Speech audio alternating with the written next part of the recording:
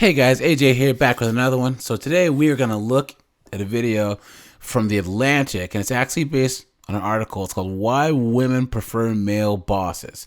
And basically this is a breakdown of why most women, when polled, say they would rather work for a guy than a girl. And even in my personal work life, during my day job, I work in an office, and most of the women that I know say the same thing. So let's see what The Atlantic has to say. They also have a solution at the end, but it's bullshit, so I'm just not gonna even talk about it. But let's get into it real fast. We've all seen the stereotype of the overbearing queen bee boss who makes everyone else's life miserable. It may seem like a tired trope, but some women do feel that female bosses bully them more than their male ones do. You know, she said some and not most. It's most. Studies show that when women have a preference, they would choose to have a male boss instead of a female one. One paper even found that the longer a woman was in the workforce, the less likely she was to want a woman as her boss. So where does this feeling come from? Reality?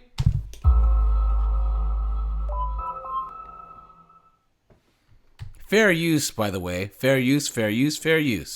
At a glance, the queen bee phenomenon seems to reinforce the idea that women are naturally vicious. But that's actually not true. Bullshit, it isn't. Women are naturally vicious. And there's nothing wrong with that when it comes to women with other women. Competition's always been a big thing with women because there's less males on the planet than there are females, and there's really less successful males. So the women had to compete to get the attention of the kings and the dukes and the sultans and the sheiks and the khans and all of that, you know? Instead, bitchiness is a byproduct of the modern workplace. There are a few conditions that create these toxic attitudes. Some women disparage each other simply because they believe negative ideas about their own gender. And rightfully so. You should believe negative ideas about your gender, no matter what gender you are. Guys believe negative ideas about guys, so what? System justification is a psychological concept in which oppressed groups struggle to make sense of an unfair world and internalize negative stereotypes.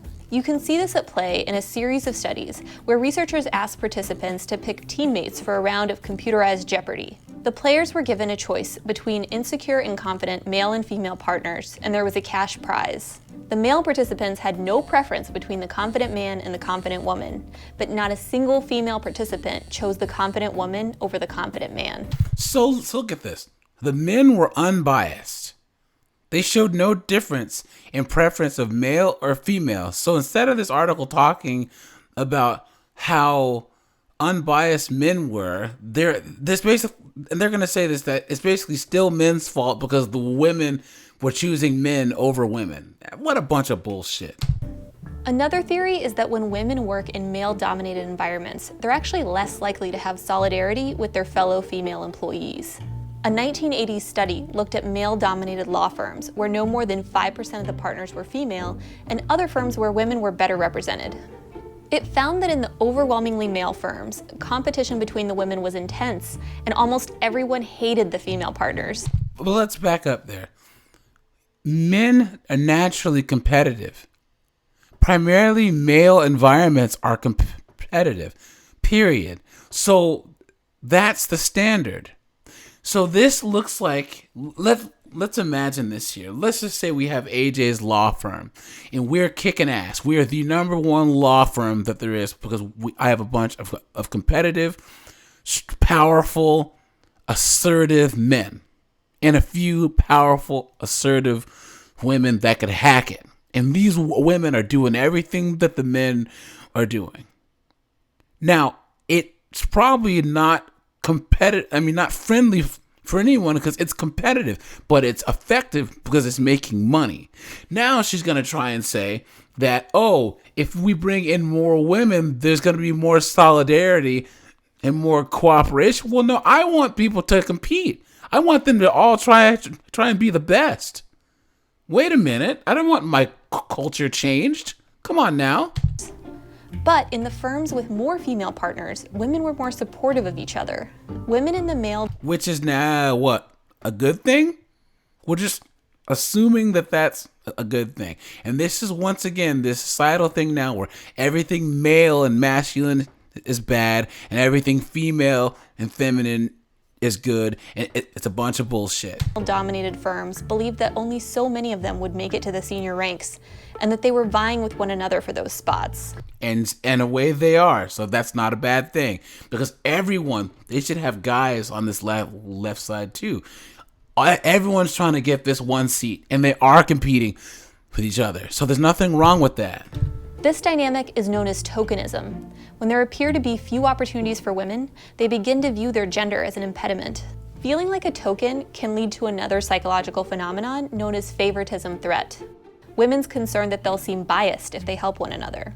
One study found that women in prestigious positions were reluctant to recruit other women to join their teams. That's because women often think that the way to get ahead is to distance themselves from other women and to try to blend in with the men. But when women do try to act like men, they run into a whole new set of biases. Male bosses can be frank, but female managers are expected to soften their language or always act like team players. But didn't she just say that women, when there's more of them, they tend to be more team players? And yet she's saying that them being expected to act like team players is a bad thing. Because of that, some academics have argued workers just don't respect female bosses as much as male ones. This leads to a vicious cycle of bosses treating their workers worse, which makes the workers think less of their bosses, and so on. So basically, even though the men in the study were unbiased, it's just all men's fault. So their little bullshit solutions next. I'm not going to even get into it because it's late. But basically, guys, most of the traits that it takes to be successful involve a person you don't have to be an asshole to be in charge, but a lot of disagreeable people tend to be higher up, like in C-suites and other jobs or partners at law firms and stuff. Oftentimes, these people aren't perceived as being nice. These people have to get stuff done.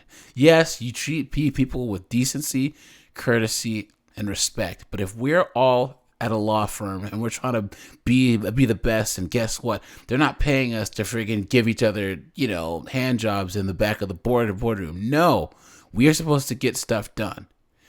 So, oftentimes a lot of the women that tend to be in these C-suite jobs or whatever are not these mommying, nice chicks. And what happens is that yes, it's a byproduct of the job, but other women don't want to deal with it. So, I don't know. I get what they're trying to say, but I don't really mind male or female as long as my boss is good. But I have a lot more patience for people, and then I don't assume that everyone that I work with, we have to be friends, and that my job has to be fun. A lot of women do, whereas a lot of men don't. So, all right, you guys, this is AJ with a quick one, and stay safe, like, subscribe, and I'm out of here.